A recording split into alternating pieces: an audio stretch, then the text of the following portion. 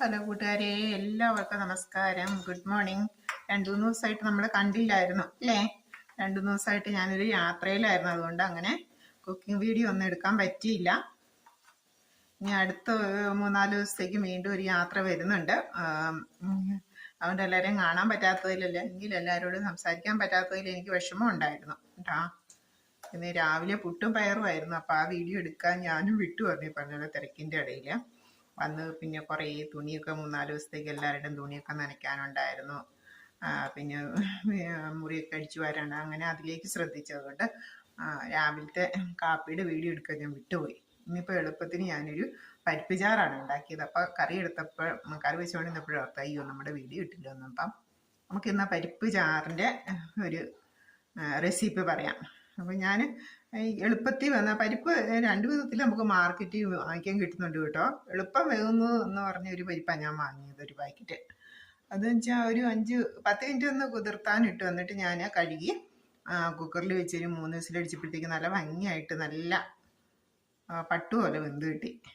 അല്ലെങ്കിൽ അല്ലാത്ത ഏതാണ് തലേ ദിവസം വെള്ളത്തിലിട്ട് ഒരു 3-4 വിസിലടിക്കണം. ഇത് ഇപ്പം ഇച്ചിരി നൈസായിട്ടിരുന്ന ഒരു പരിപ്പുമായിരുന്നു കേട്ടോ. മറ്റേതിനൊരു ഇച്ചിരി കട്ടി ഉണ്ടായിരുന്നു. ഞാൻ എളുപ്പം വരുന്നതെന്ന് കണ്ടത് അവർ പറഞ്ഞതുകൊണ്ട്, ഷോപ്പുകാർ പറഞ്ഞുകൊണ്ട് ഞാൻ പിന്നെ അതെടുത്തു. എന്നിട്ട് അത് നന്നായിട്ടൊന്ന് കുക്കറിൽ ഒരു 3 വിസിലടിപ്പിച്ചു.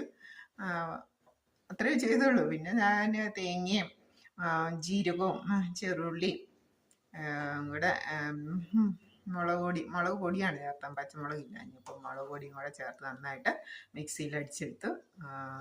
നന്നായിട്ട് അരച്ച അരപ്പ് ഇങ്ങോട്ട് ചേർത്തു. ഇതാണ്. ഇനിയിപ്പോൾ അരപ്പും ചേർത്ത് കഴിഞ്ഞ് ഒന്ന് കടുകൂടെ താളിച്ചിട്ട് കഴിഞ്ഞാൽ നമ്മുടെ കറി റെഡി. നമുക്ക് കടുക് നമ്മൾ താളിച്ചിടാം. ഓക്കെ. അതായത് പരിപ്പ് കുതിർത്താനിട്ട് കുക്കറിൽ വെള്ളം ഒഴിച്ച് വേവിച്ചു. അപ്പോൾ ആവശ്യത്തിന് ഉപ്പും കൂടെ ചേർത്താണ് വേവിച്ചെടുത്തത്.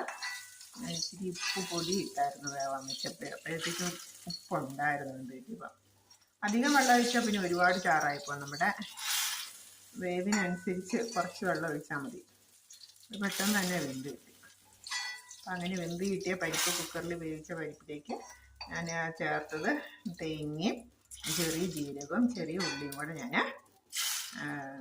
പിന്നെ എരിവിന് മുളക് പൊടി, കാന്താരി ഉണ്ടാകും. കാന്താരി ചേർക്കുമായിരിക്കും നല്ലത് കേട്ടോ. ഞാൻ പിന്നെ കാന്താരി പറിച്ചതും ഇല്ലാഞ്ഞു.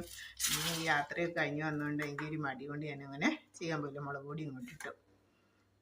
എന്നിട്ട് അരപ്പും ചേർത്തൊന്ന് തിളച്ച് കഴിഞ്ഞപ്പോഴത്തേക്കും കടുക് താളിച്ചെടുത്ത് നമ്മുടെ കറി